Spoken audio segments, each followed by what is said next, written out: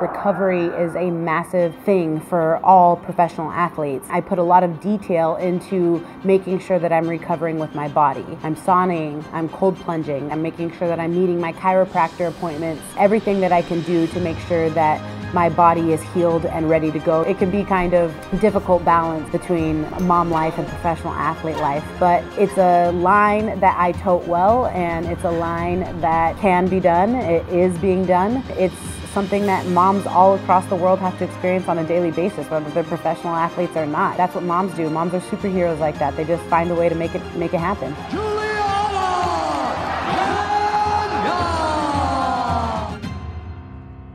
It's got my mom and Issa crying in the background. We got me beating Amanda up here. I just really love the attention to detail. It's really a very special painting. I hold it very near and dear to my heart. I love it.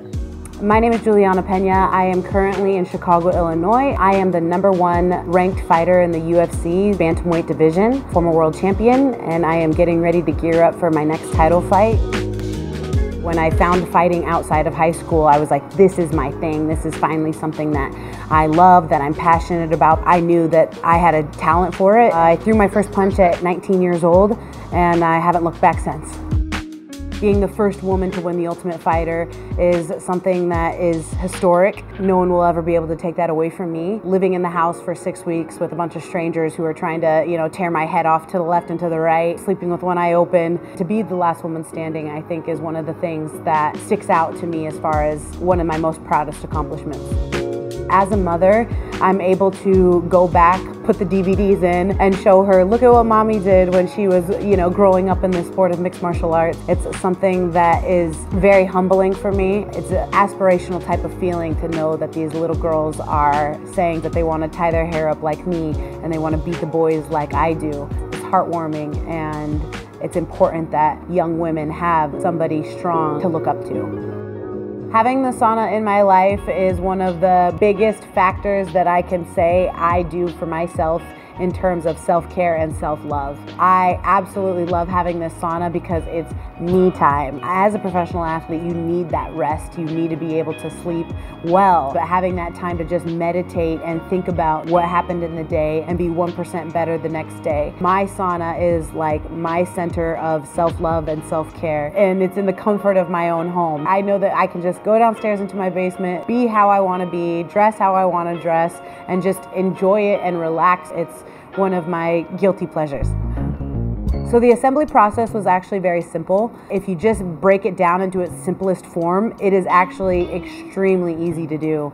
I love the setting that it has. I can set it, 3 hours ahead of time before I leave, and when I come home, my sauna's heated up and it's ready to go for me. The way the Redwood Outdoors Sauna compares to other saunas that I've used in the past is it gets very hot. A lot of my friends have been getting these infrared saunas, and then they come over to my house to use my sauna and they can't handle the heat, and they're literally like, holy cow, your sauna gets really hot. I can stay in the sauna for a very long time. I can stay in there for anywhere from 30 to 45 minutes, come out, maybe get a breather, and then go back in for another 20 to 30 minutes. For sure guarantees me perfect night's sleep and wake up feeling rejuvenated and ready to start my day again. My sauna smells amazing. Having all of those real natural smells, it brings me back to those times when you were playing in the woods as a kid. I love going into my sauna, and I actually go there for that smell so that I can feel relaxed and zenned out and like I'm in a spa.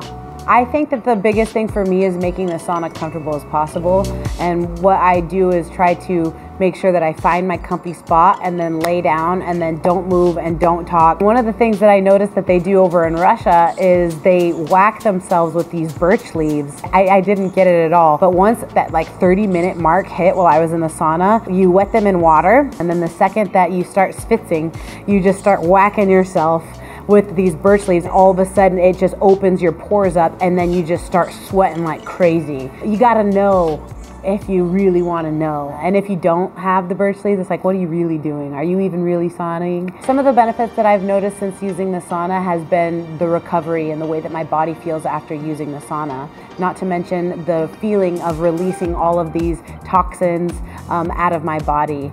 I feel like it's a gentle cardio workout. You know, you can kind of feel your heart pumping through your chest a little bit. So it's one of these things that I'm going to be using long term, you know, way up into my older years ahead. Without the sauna, when I was waking up, I still felt like I was getting ran over by a Mack truck every single day.